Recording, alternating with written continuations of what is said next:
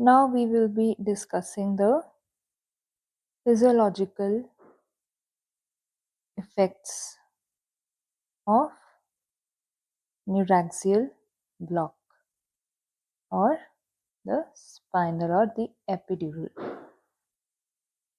Now these physiological effects happen because the spinal cord contains sensory nerves, motor nerves, sympathetic nerves, and the parasympathetic nerves, right? And when we are blocking them, obviously whatever effects they are responsible for, whatever sensations they are responsible for, they will be blocked. Now the sensory and motor blockade lead to the anesthetic conditions for a surgery.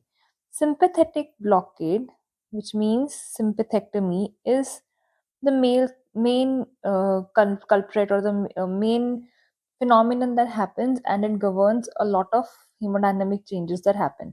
Now most of the time when we inject local anesthetic agent in the neural axis, we are anesthetizing the lumbar and the thoracic region, the nerve supply, right? Now parasympathetic nerve supply comes from the cervical or the sacral. Let's not go into cervical because that means we have gone to, like, we are reaching total spinal. That's a complication, we will not go into that.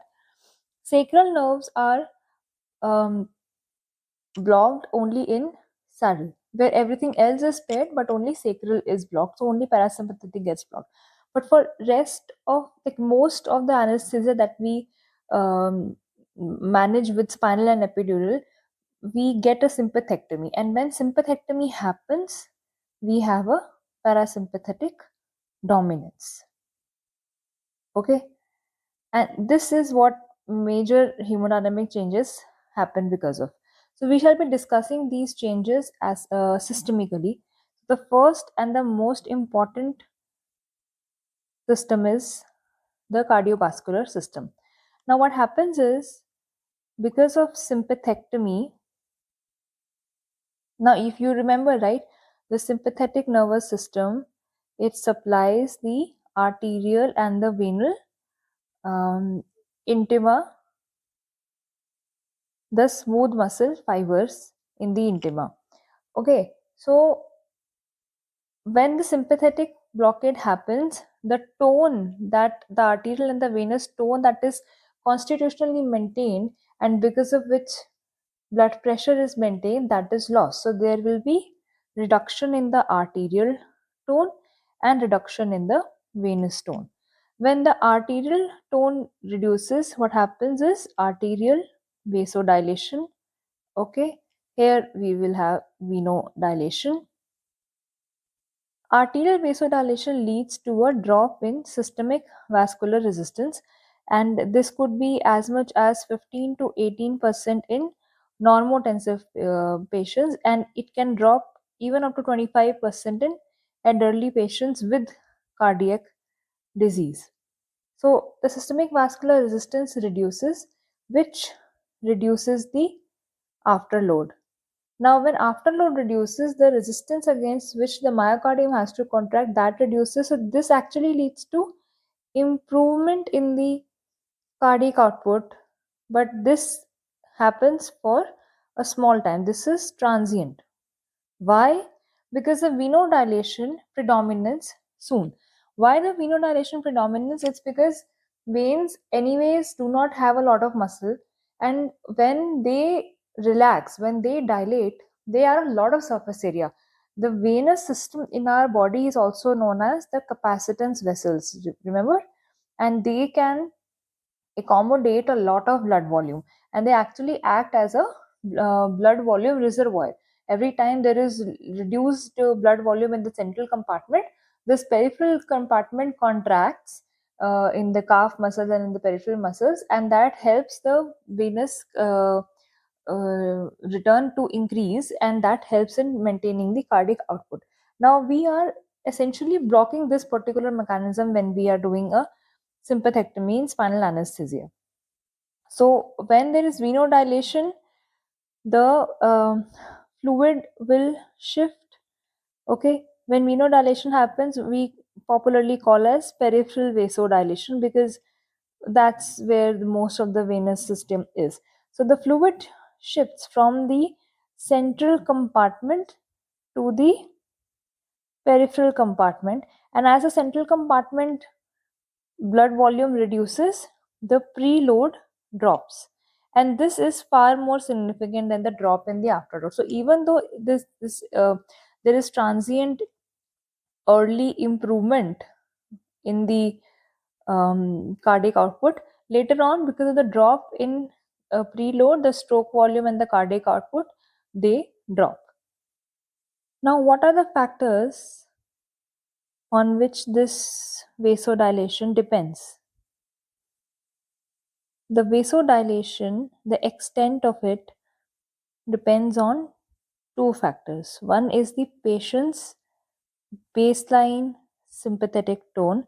Obviously, if the baseline sympathetic tone is high, as in case of hypertensive patients where our system is more active, when I do a sympathectomy, the dilation will be more. And since the sympathetic tone is already high, which means their peripheral vessels are already vasoconstricted, so they contain less blood volume already. When I do a sympathectomy, they will dilate more than the normal people, and but the blood volume was already less because initially the lumen was narrow.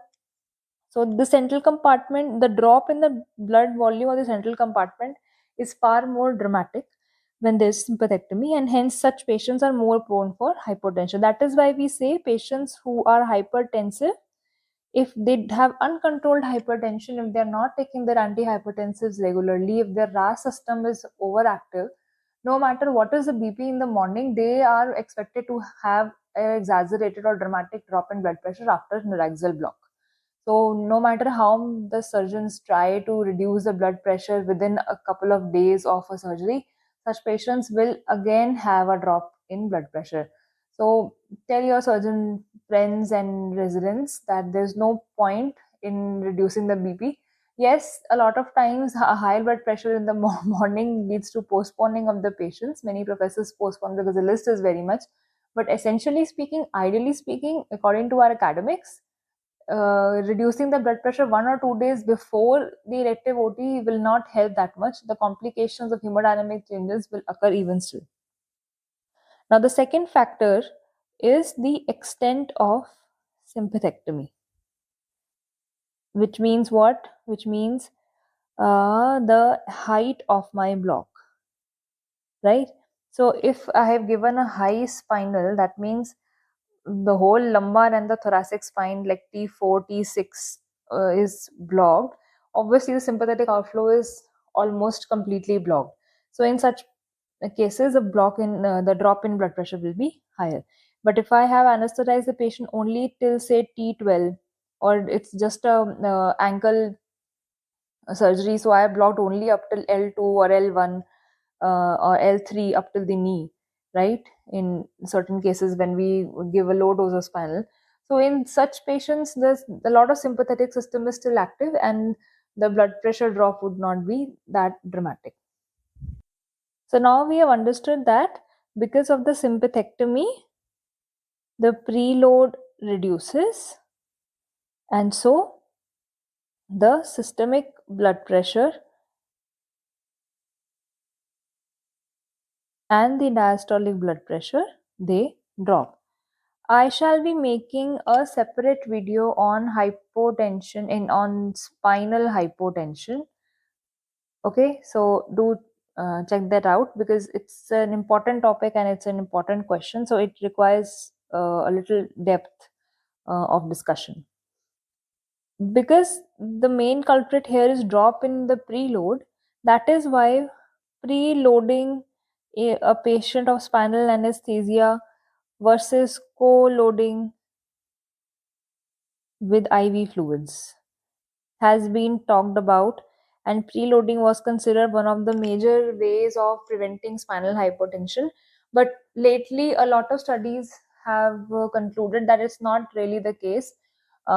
Still, controversies keep happening. Some say that crystalloids are better, some say colloids are better, some say there is absolutely no need, Some say ops patient don't need only they don't need preloading, only co-loading will suffice in such patients. So there is a lot of controversy. What I have seen is that co-loading works just fine, and in Indian setup, when we have long list, how much so ever strict we can be with IV fluids to be started in the recovery or in the pre-op area. A lot of patients are cardiac patients, and we cannot just give them fluids unsupervised. So a lot of times we are not able to start preloading in the pre-op unit, and we have to start co-loading only.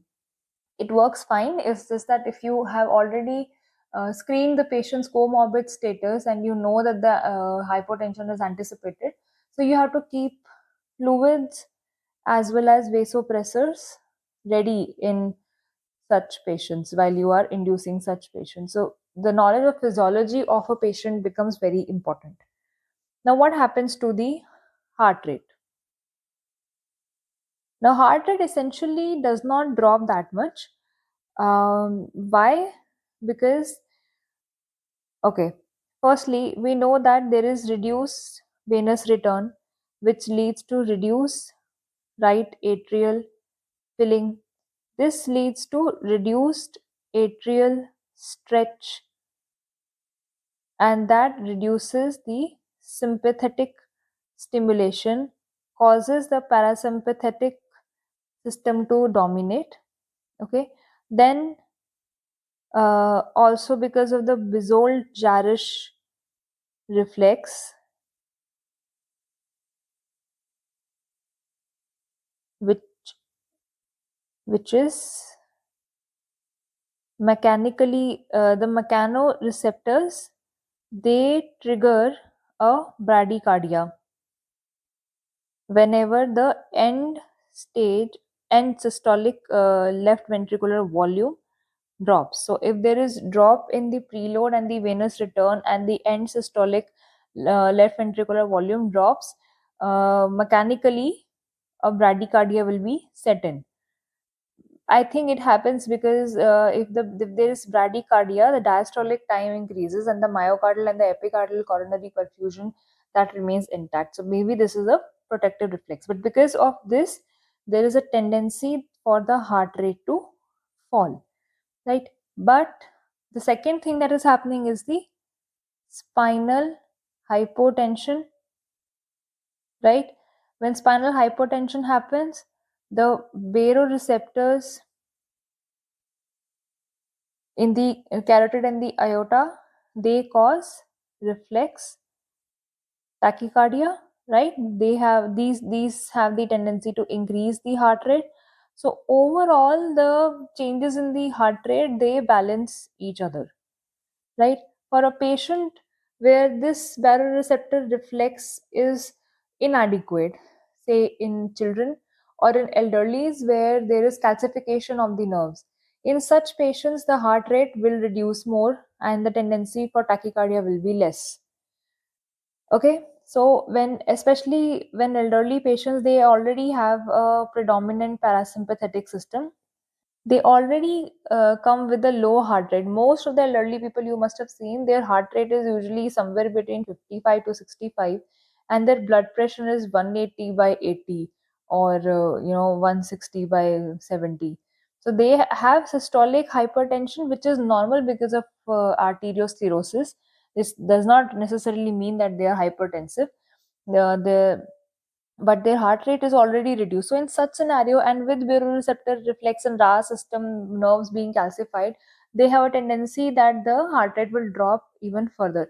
Such patients, what I do is that, because the main problem here is that sympathetic system is not that active, but parasympathetic is very well active. So I do something to numb the parasympathetic activity, and I do that with anticholinergic drugs.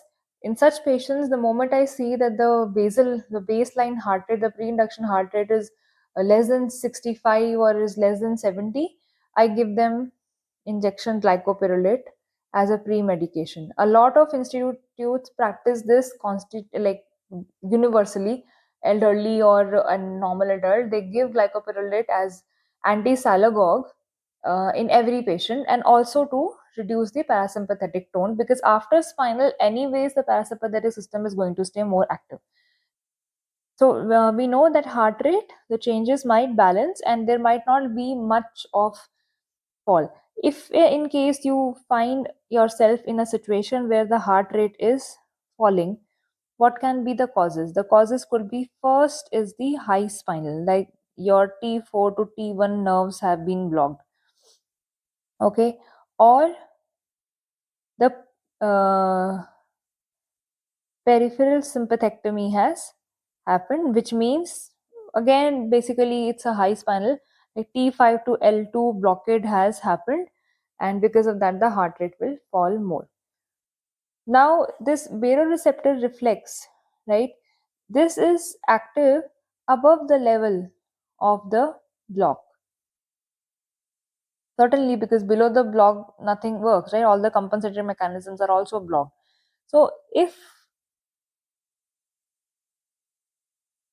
in a patient T1 is blocked, like up to T1 is blocked, there is going to be severe bradycardia, and paradoxically young patients have been seen to be affected. Young normal adults actually have been seen to be affected by this more.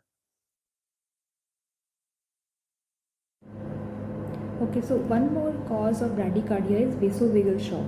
If a patient suddenly states that he is dizzy or is experiencing nausea, and you see there is a drop in heart rate just about when you have given the spinal, or even if you're about to give a spinal, suspect vasovagal shock very highly, and you should be ready with your atropine, and do not hesitate to give a dose of atropine in that scenario.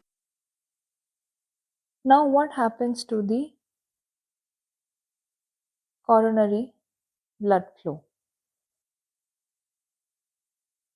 The coronary blood flow generally reduces, okay, but this is not exactly a red flag. Why? Because as the mean arterial pressure drops, right, this leads to reduced coronary blood flow, but this also reduced to reduction in the afterload because of the arterial vasodilation, which means that the myocardial work that reduces, right, which means the myocardial oxygen demand that reduces. Okay, so even though this blood flow has increased, the demand has also decreased, and thus the oxygen extraction that remains the same. It doesn't change, right? The percentage of oxygen that is extracted is the same. So because of this, since the oxygen demand is reduced, spinal is actually considered protective or beneficial in patients with ischemic heart disease. Okay, and there is no coronary vasodilation that happens with spinal. Okay, spinal is not associated with it.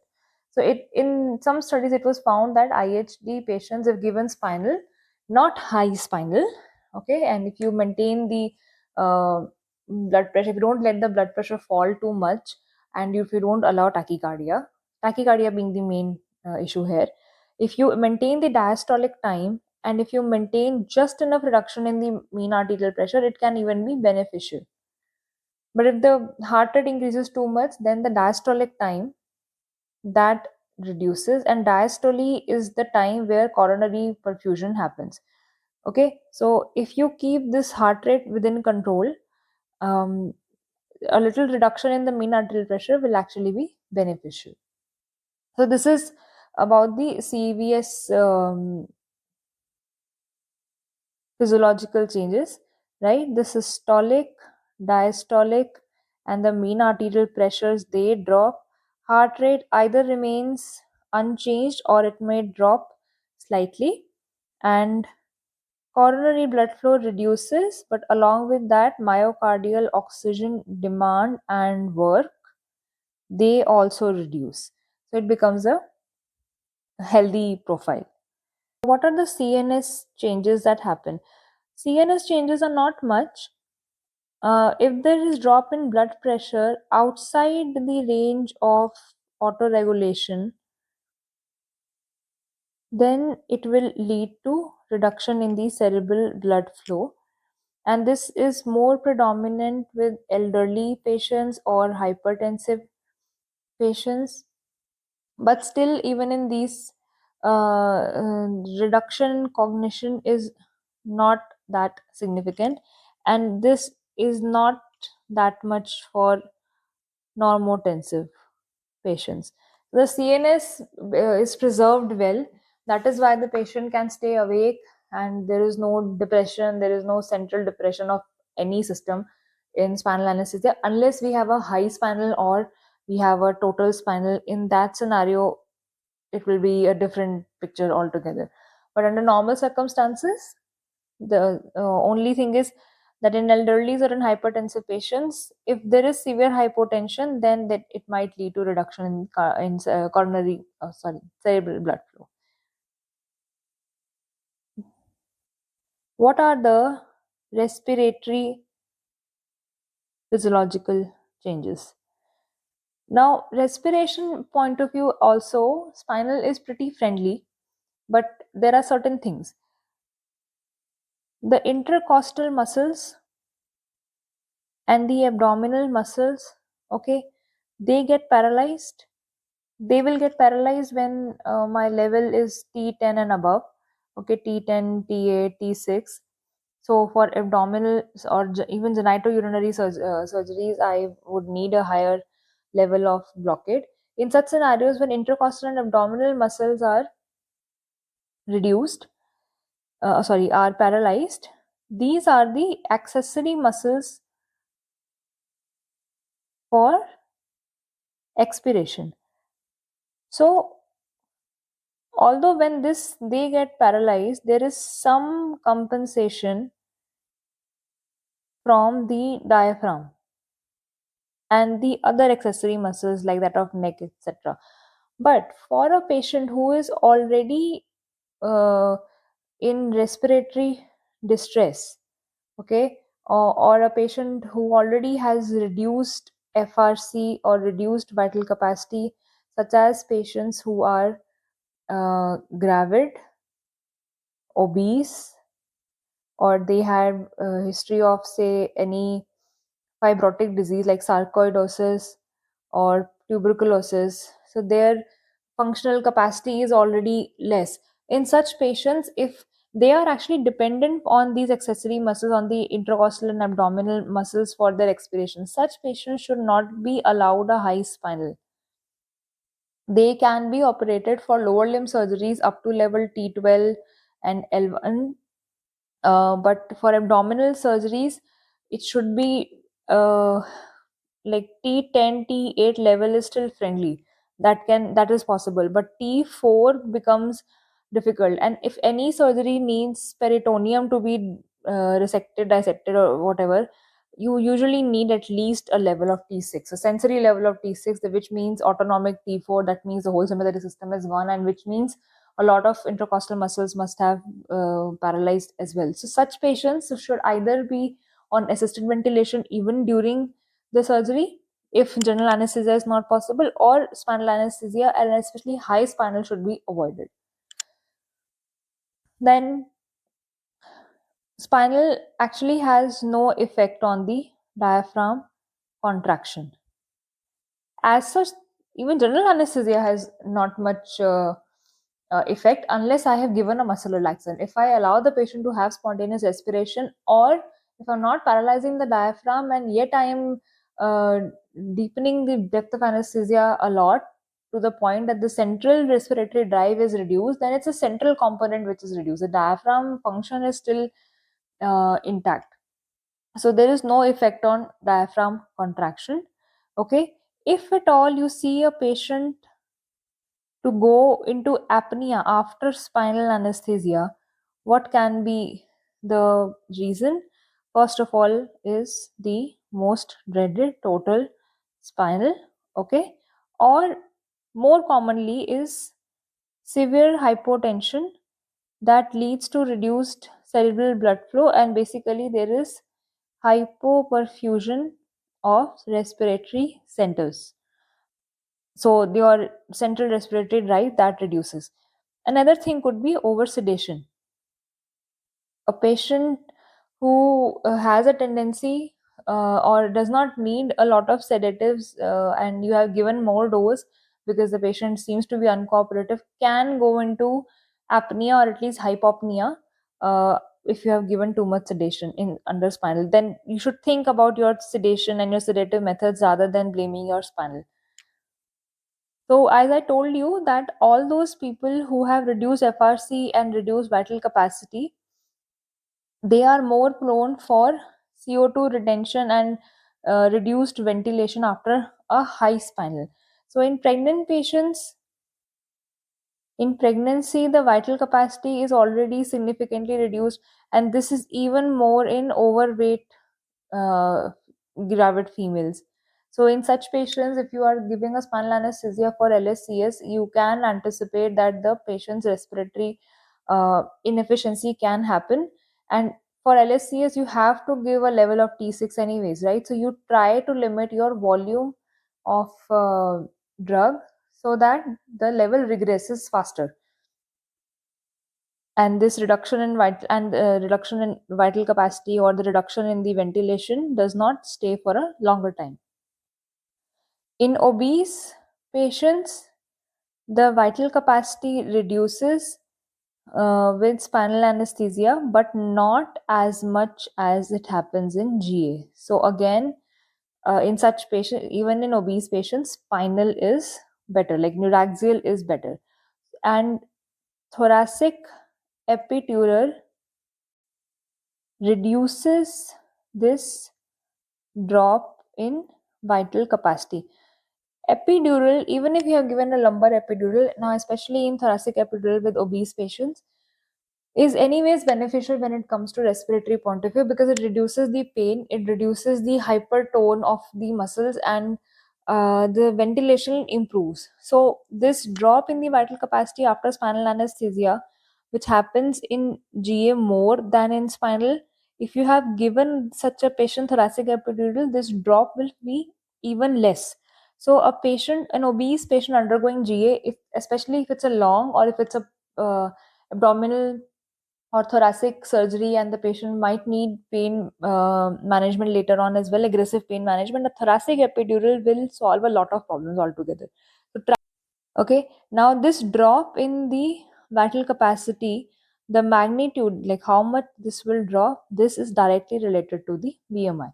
Obviously, because higher the BMI, the baseline FRC will be low, right? So if the BMI is too high, the drop in vital capacity will also be low, and everything else will follow.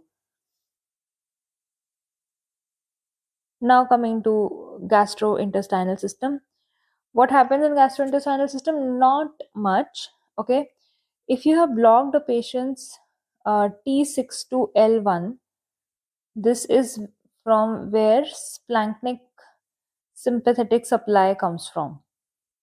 Okay. And if this is blocked, there is GI hyperperistalsis.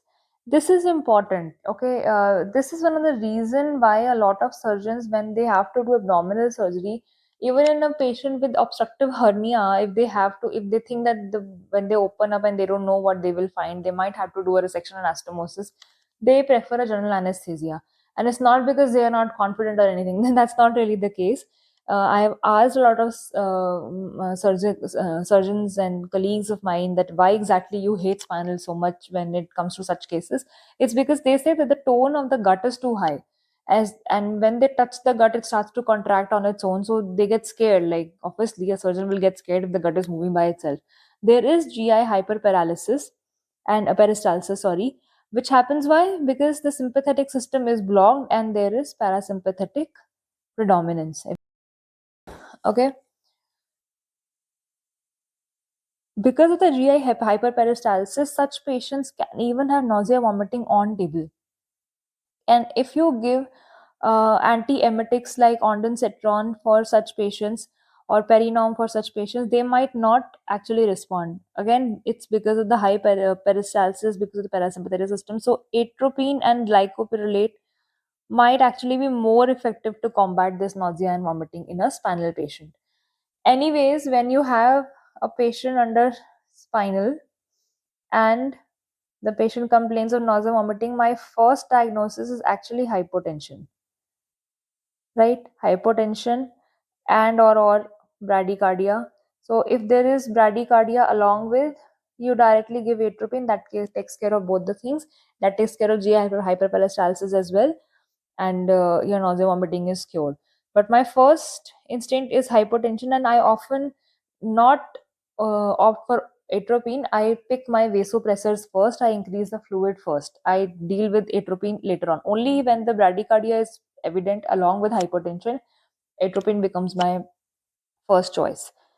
Now, the hepatic blood flow, also the colonic perfusion, they also reduce, but they happen along with reduction in the mean arterial pressure. So understand that if there is spinal hypertension, if it is exaggerated, then the organ perfusion everywhere will drop. So hepatic blood flow also reduces, the coronary perfusion also reduces, and when this reduce, if the surgeon is doing a resection anastomosis, anastomotic necrosis or leak, all those problems can occur. There might not be a proper fusion. So maintaining the mean arterial pressure becomes important in anywhere there is any form of anastomosis. Physiology, how it is affected, it's actually not affected that much. The renal blood flow does not reduce significantly. Another thing that's dreaded is urinary retention, but this particular thing, like urinary retention after spinal anesthesia, is not as common as it is hyped to be. This concludes the physiological changes that happen after a spinal anesthesia. Now, I have not considered any complications. These are only the physiological sequelae that will occur once you have given a patient neuraxial block. And according to the patient's own profile, own comorbidities, how the patient can handle these physiological changes, that's how you decide whether this patient is fit for spinal or epidural or not, and if this patient will benefit from an epidural analgesia or not. Okay, and also you have to take into consideration the area that needs to be anesthetized for the required surgery.